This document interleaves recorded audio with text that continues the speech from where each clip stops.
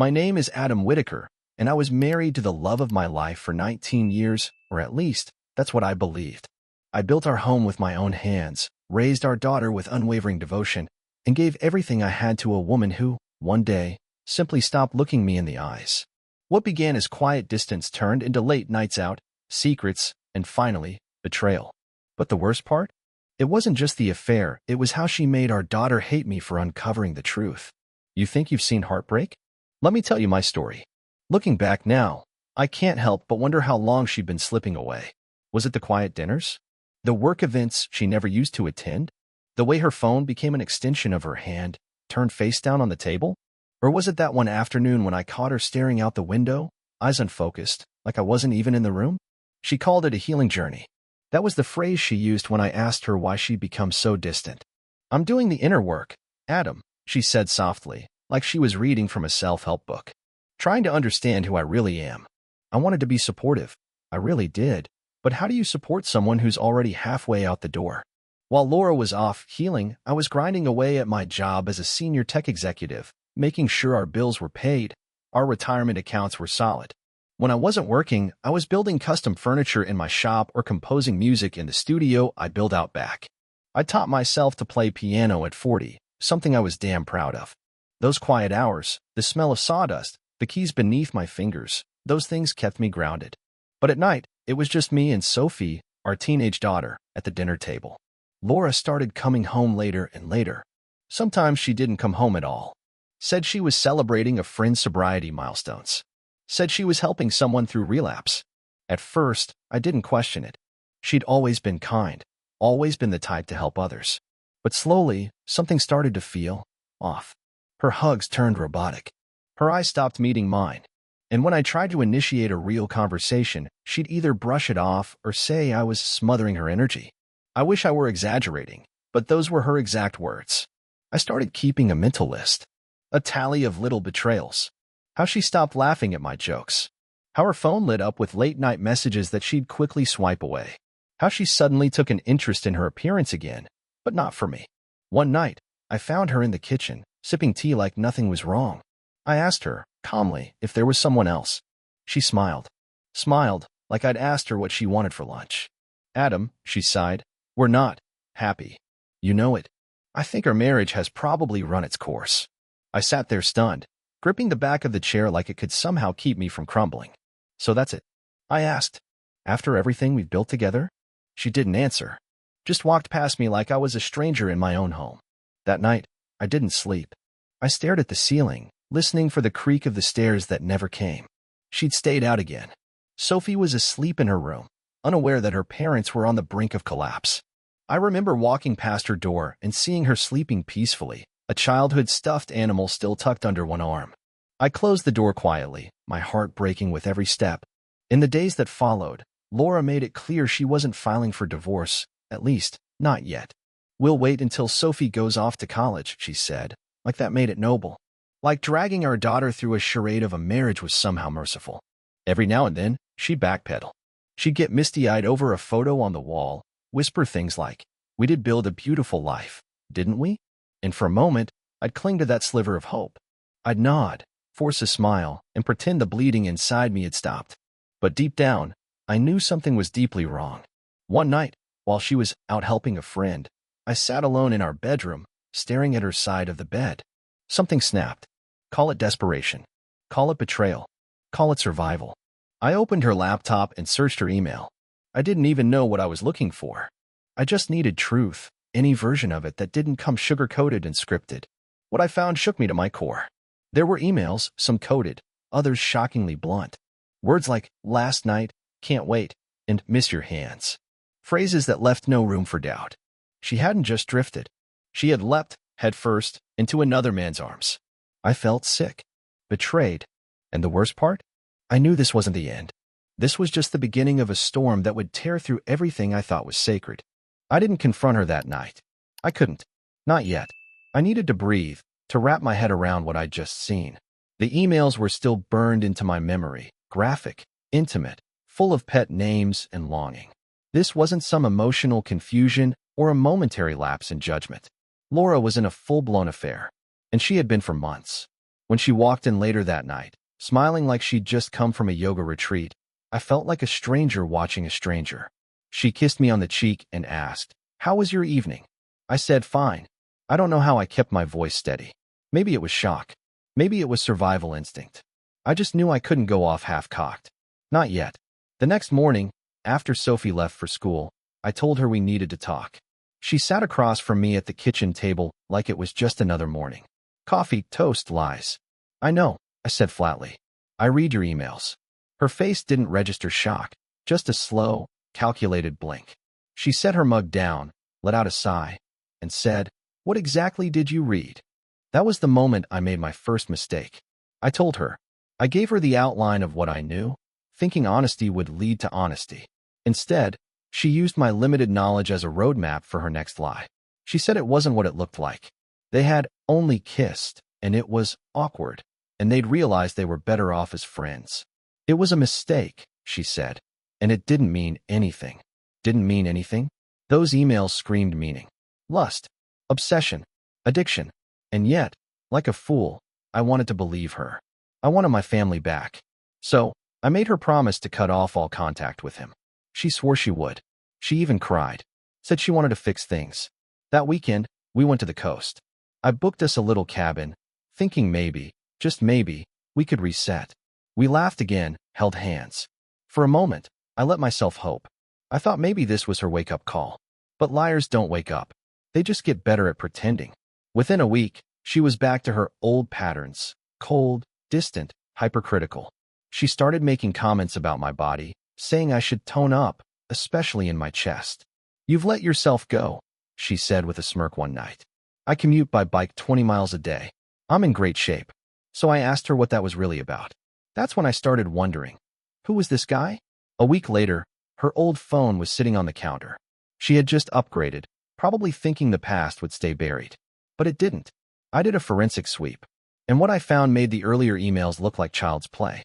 Explicit text messages, graphic photos, descriptions of things I wish I could unread. He wasn't just some guy she met in recovery. He was a junkie, an opiate addict, 5'8", pockmarked, jobless. She met him in AA, of all places. I'm 6'2", well-educated, a high-level tech executive. I've never even touched a drug in my life. He worked at a dingy roadside motel. Had nothing. No car. No family. No future. I was floored. Not because he was less than me, but because it confirmed what I'd feared the most. This had nothing to do with me. It was her. Her self-destruction. Her ego. Her addiction to chaos. So I confronted her again. Only this time, I didn't tell her what I found. I told her, "You either come clean, or you get out. But don't forget, I already know more than you think." And just like that, the dam broke. She spilled everything. Where they met. Where they had sex. How often. How she lied to me while planning their getaways. I sat there, numb, as she cataloged her betrayal like it was a confession at church. Cold. Calculated. Efficient. I made her write it all down, every detail. I needed to see it in her handwriting. Needed to make it real, because if I didn't, I might have convinced myself it was still a nightmare. Then I drove to that disgusting motel and found him. Doug. He was behind the counter, pretending to be someone with purpose. I introduced myself, told him exactly who I was. His eyes went wide, face drained of color. I didn't yell. I didn't throw a punch. I simply looked him in the eye and said, "You're done." His motel chain transferred him 2 days later. Back home, I told Laura there was still a sliver of hope, but only if she was willing to fight for it. To do the hard work of rebuilding trust.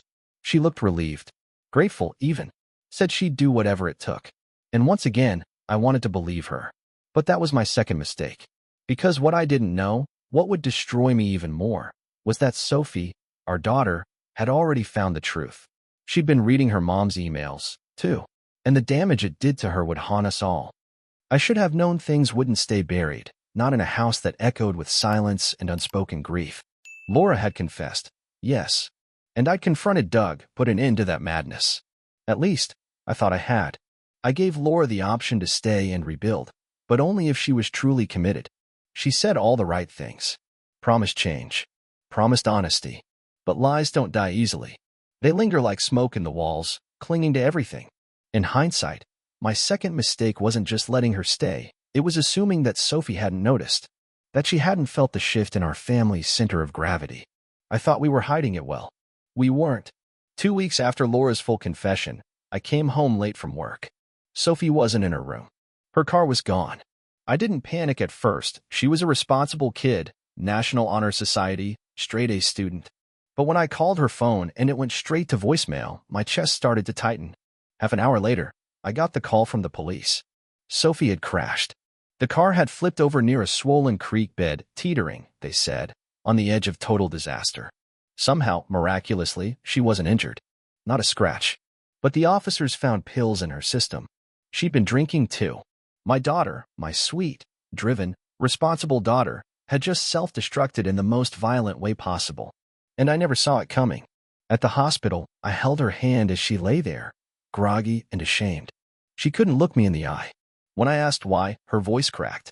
She said, "I know everything, Dad. I read Mom's emails." The air left my lungs. She told me she'd found them on her own, curiosity, confusion, suspicion. It didn't matter how. She saw the same filth I did. The photos, the language, the lies. But for her, it wasn't just betrayal, it was destruction of the image she had of her mother. Her hero, her protector. She'd been carrying it for weeks. Pretending, smiling, studying, while everything inside her unraveled.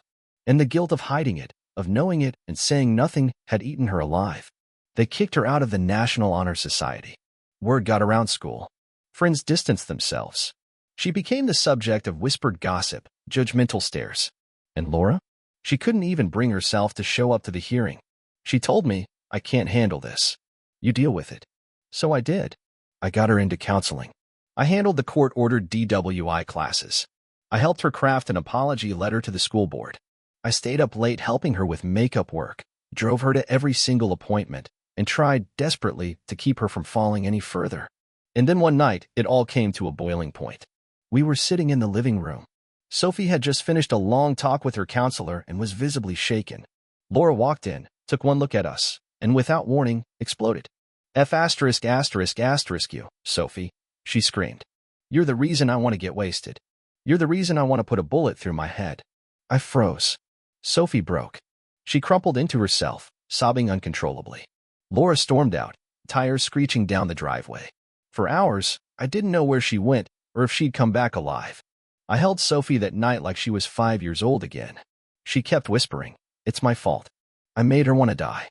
"No," I said, over and over. "It's not your fault. It's never your fault." Laura came back around midnight, mascara streaked, voice slurred with self-pity. She apologized, of course. But it wasn't real remorse. It was minimization. She downplayed her outburst, insisted it was just a bad moment. But the damage was done. From that night on, something changed in Sophie. Before, she had been angry at her mom, furious even. But now, that anger transformed into fear. Because in Laura's twisted tantrum, she had weaponized suicide. She'd planted a seed in Sophie's mind. If you get mad at me, I might not be here tomorrow. So Sophie stopped showing anger, stopped asking questions, stopped looking at her mother the same way. And instead, she started redirecting everything, every tear, every scream, every ounce of grief toward me. I became the target. Laura, to her sick relief, encouraged it. She played the victim with shocking ease. Told Sophie, "Your dad never understood me. He never cared about my struggles. He doesn't want to see me happy." And my daughter, vulnerable, traumatized, desperate to protect the parent she was most afraid of losing, believed it. At least for a while. I became the villain in my own home. I tried to hold it together. For Sophie. For my own sanity. But inside, I was breaking. Not because I couldn't take the hits, but because the hits were coming from the two people I had built my entire world around. I went to sleep every night with a question ringing in my head. How do you fight for your family when they've both decided you're the enemy? And worse, what happens if you lose? I'd like to say I saw the signs before it all fell apart, but I didn't. I was too busy picking up the pieces, trying to glue them back together, trying to keep up the facade that everything could go back to normal. But with Laura, nothing was ever going to be normal again. Not after what had happened. Not after everything I had seen. Not after the truth had cracked open like a raw wound in my soul. It wasn't just the betrayal anymore. It wasn't just the lies. It was the manipulation. The way Laura had twisted everything into her own narrative. The way she played the victim, while making Sophie and me the villains in this cruel, sad drama. I didn't realize how deep the rot had gone until it was already too late. Sophie and I had become somewhat of a team.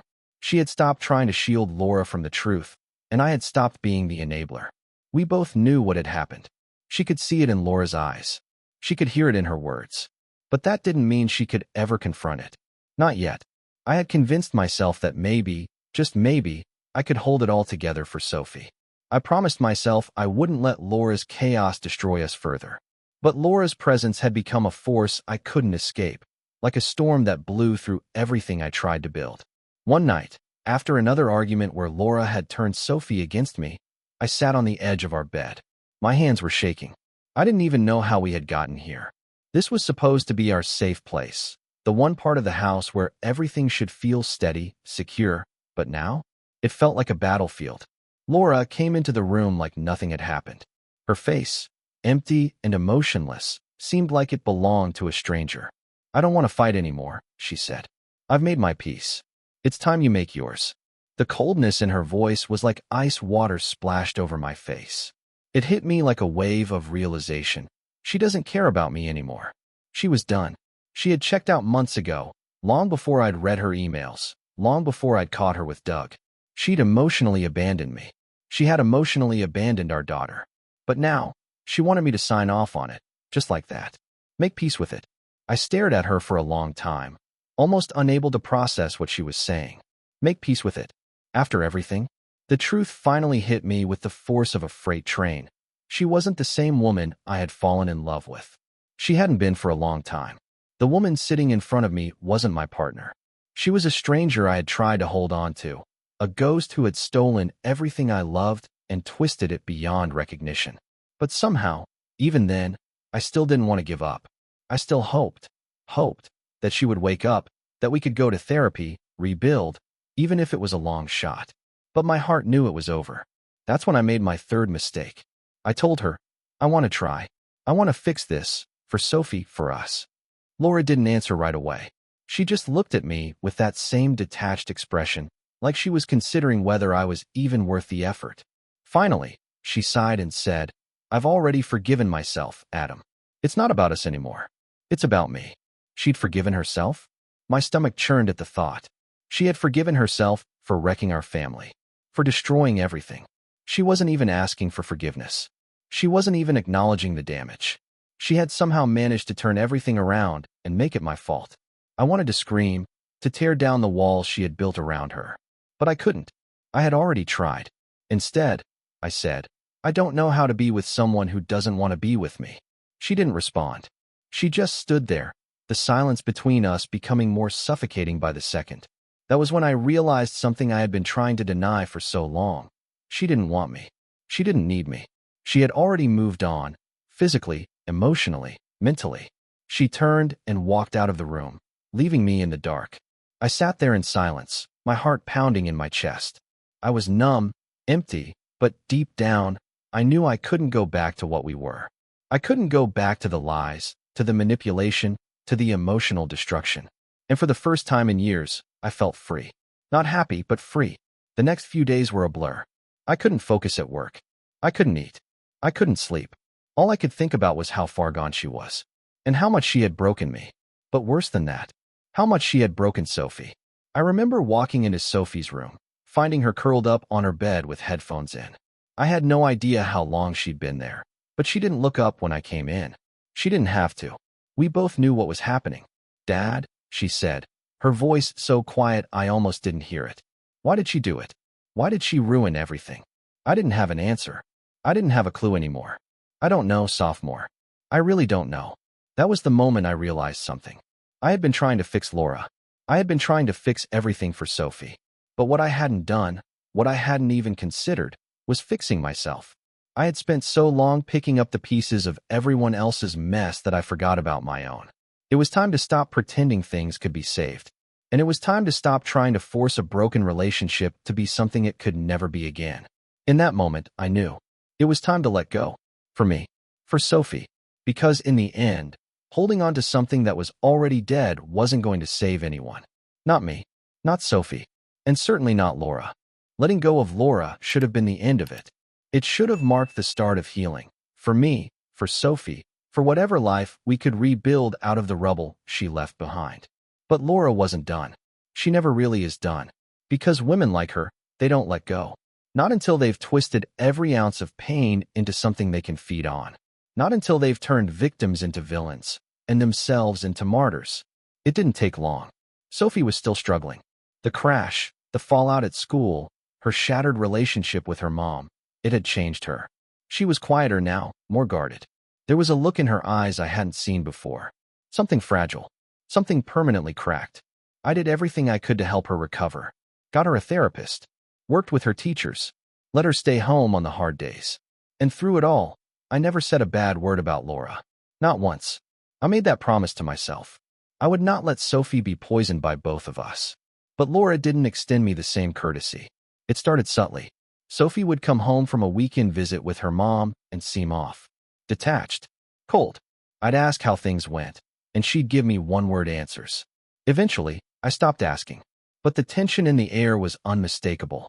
Then one night, she snapped at me over something trivial. I don't even remember what it was, some chore or curfew. But the venom in her voice stopped me cold. "You're the reason Mom's like this," she spat. "You broke her. You made her feel like nothing." I didn't respond right away. I couldn't. My brain was scrambling to figure out where this was coming from. And then it hit me. Laura. Somehow, in her twisted desperation to rewrite history, she had managed to flip the narrative entirely.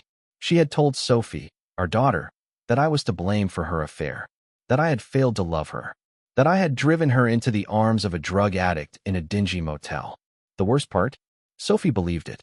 Not because she wanted to, but because she was still trying to protect the version of her mother that used to exist. The one who made birthday pancakes and tucked her in at night. The one who didn't scream death threats in the driveway. That version of Laura was gone. But Sophie, she wasn't ready to grieve her yet. So instead, she turned her pain on me. And Laura? She encouraged it. She fed off it. She began inserting herself into Sophie's emotional recovery like she was the wounded party. The victim. The misunderstood soul whose only crime was wanting to feel alive again. She told Sophie I never supported her. That I didn't understand her healing. That I was controlling, emotionally closed off, impossible to talk to. Funny, isn't it? How the cheater always becomes the misunderstood artist, painting themselves into a tragedy they created. But Sophie didn't know any better. She was 17. Smart, yes, but emotionally raw and deeply shaken. Laura knew exactly how to manipulate that. She weaponized Sophie's compassion, her fear, her desperate need to keep her family from falling apart.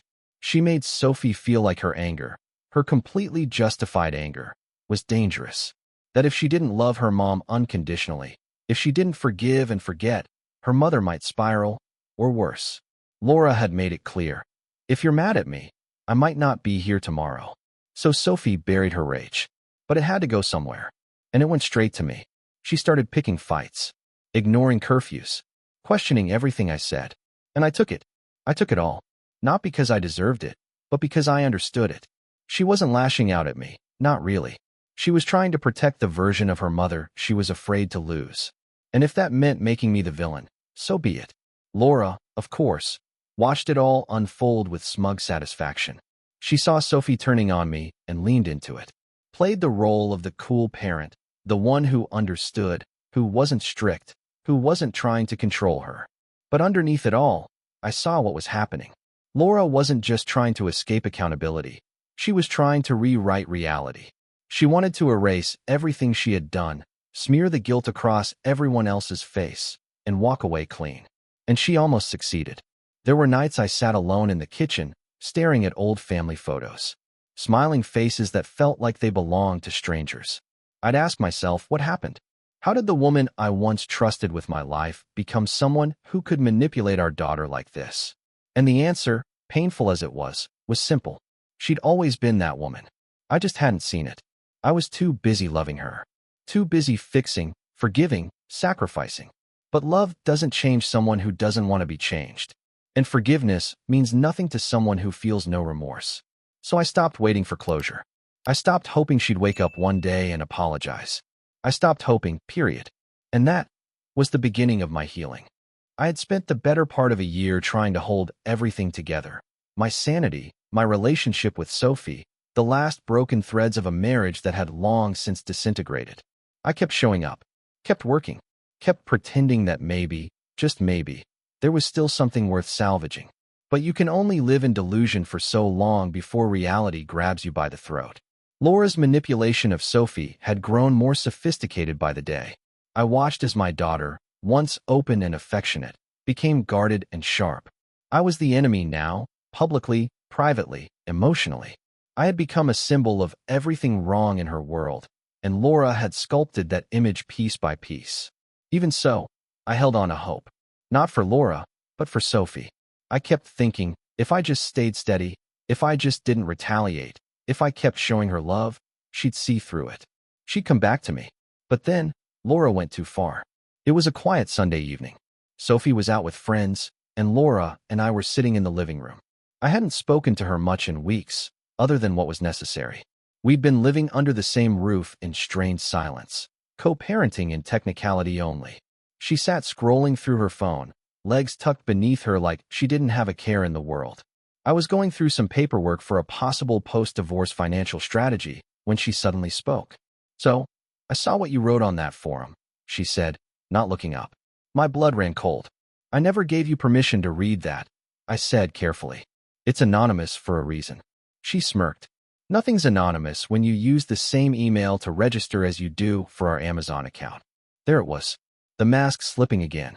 She had invaded the only space I had left. The only place where I could speak freely, where I could grieve, rage, and vent without judgment.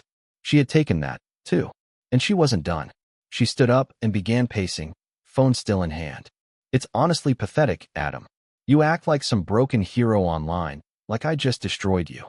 Maybe if you'd paid half as much attention to me when we were married, I wouldn't have needed someone else to make me feel alive." I didn't say a word. I just watched her, studied her. Not the words, but the glee behind them. Then she went further. She looked at me and said, "You remember that night you cried? When your mom died and you broke down on the kitchen floor." I pretended to care, but honestly, it was exhausting. "You were like a child." It was disgusting. The words hit harder than any slap could. Then, mockingly, she mimicked me. She faked sobs, wiping imaginary tears from her cheeks, pretending to break down on the floor. "Oh, boo-hoo," she wailed. "I'm Adam, and nobody loves me because I'm a boring, emotionally constipated robot." She laughed, as she twisted the most vulnerable moments of my life into performance art. It was sick, cruel, deliberate, but strangely, it was also liberating. In that moment, something inside me shifted. The heartbreak? Gone. The confusion? Vanished. The urge to fix or understand her? Dead. All that remained was clarity. This wasn't a wounded woman acting out from pain. This was a malignant, narcissistic force who fed on destruction. And I had allowed her to poison my life for far too long. I stood up, calm, quiet, resolute. "You don't ever get to speak to me like that again," I said. "You don't get to mock my grief, my pain, or the trust one gave you. We're done. And this time, it's permanent." She rolled her eyes, trying to shrug it off. But I saw something in her face, fear. Not fear of me. No, Laura never feared me. But fear of losing control. She knew the power she held was slipping. That the man who'd once begged for her to stay was now walking away. And there was nothing she could do to stop it. That night, I began making calls. Lawyers, accountants, therapists. I wasn't going to be the broken husband anymore. I was going to be the man who saved himself. But the next battle wouldn't be emotional. It would be legal, and expensive, and brutal. Laura wasn't going to let go without taking everything she could get her hands on. And I was ready. Because for the first time in over a year, I wasn't operating from desperation or confusion. I was operating from truth. And the truth was simple. If a person is willing to mock your lowest moments and exploit your deepest wounds for amusement, they are not your partner. They are your enemy. And you don't negotiate with your enemy. You survive them. Then you rebuild. Without them. Forever. Once the decision was made, I didn't hesitate. I contacted my attorney first thing Monday morning. I told him everything. The infidelity, the manipulation, the emotional abuse, the way Laura had turned our daughter against me. He didn't flinch. He'd seen it all before. But when I finished, he paused and said, This one's going to get ugly, Adam. Are you prepared for that? I was. Because nothing, absolutely nothing, could be worse than staying one more day in that house, in that prison of lies and cruelty. I filed for divorce by the end of that week. When the papers were served, Laura barely reacted. She flipped through them like she was skimming a takeout menu, then tossed them on the kitchen counter and said, "You'll regret this." I didn't respond. I wouldn't give her the satisfaction of seeing me angry or shaken. That part of me was gone. She had burned it out of me long ago. But as expected, she came for everything. Despite the fact that I had paid for nearly every expense over the course of our marriage, mortgage, taxes, car payments, insurance, groceries, you name it, she claimed she was entitled to half of it all. She had a good job, too, made decent money. But somehow, she acted like she'd been the one holding the family together financially. I knew it was about control. One final attempt to punish me for daring to break free. She wanted the house, the pension, spousal support, legal fees. She wanted to drag me through the mud and watch me crawl. And for a while, it worked.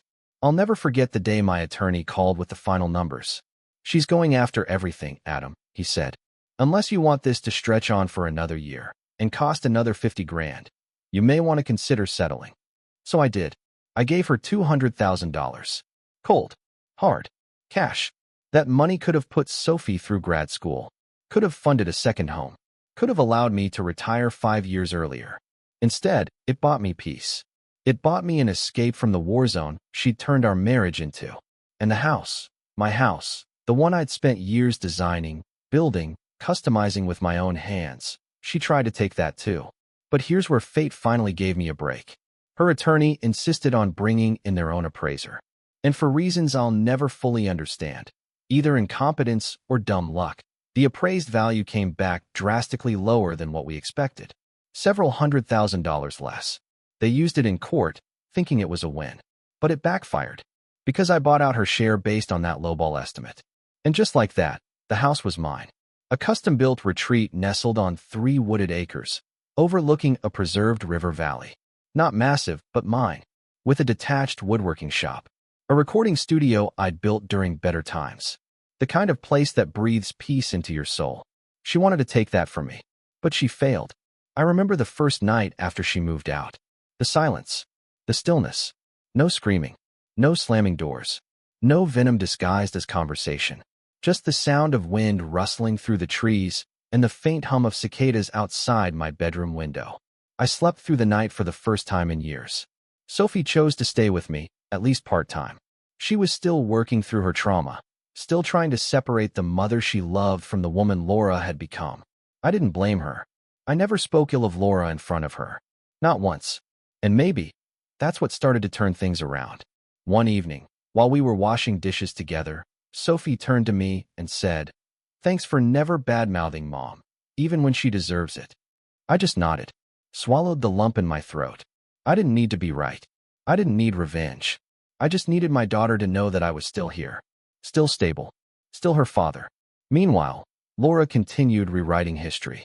To her friends, I was the selfish husband who emotionally abandoned her. She called the affair a cry for help, claimed she only slept with Doug a few times, and that I refused to understand her pain, that I gave up too easily, that I didn't fight hard enough to save the marriage. She would never admit the truth, that she was the one who took a wrecking ball to everything we built and then handed me the pieces, expecting me to thank her for the lesson. But none of that mattered anymore, because for the first time in a very, very long time, I could breathe. The weight was gone. The chaos, the lies, the psychological warfare, it all vanished the moment that divorce decree was signed. And in its place, there was something beautiful. Not joy, not yet, but something better. Peace.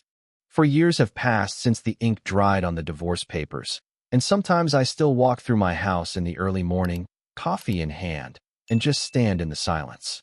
Not the kind of silence that used to hang in the air like a threat, but peaceful silence. The kind that tells you the storm is gone, that you're safe now. Sophie is thriving. She's in her final year at a competitive college in New York City. She's studying psychology, of all things.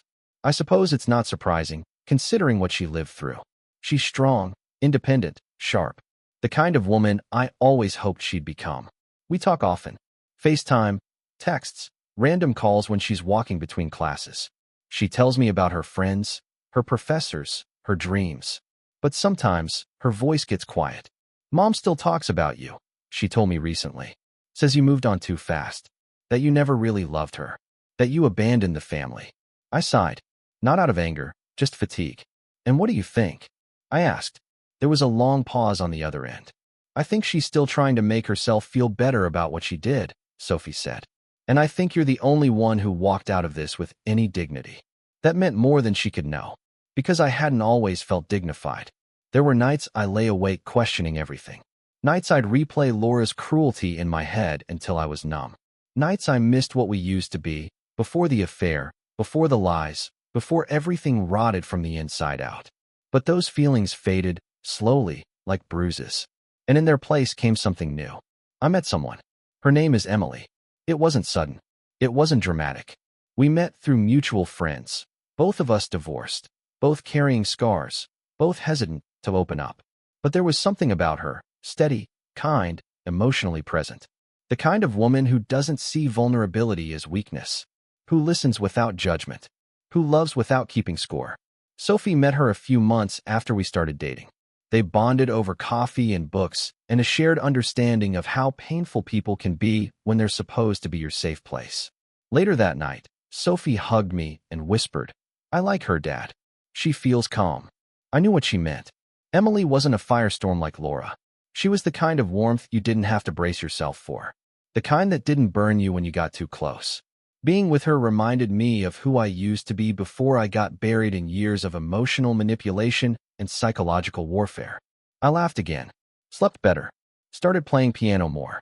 I even finished the cedar table I'd been building in my shop for over a year. Meanwhile, Laura unraveled.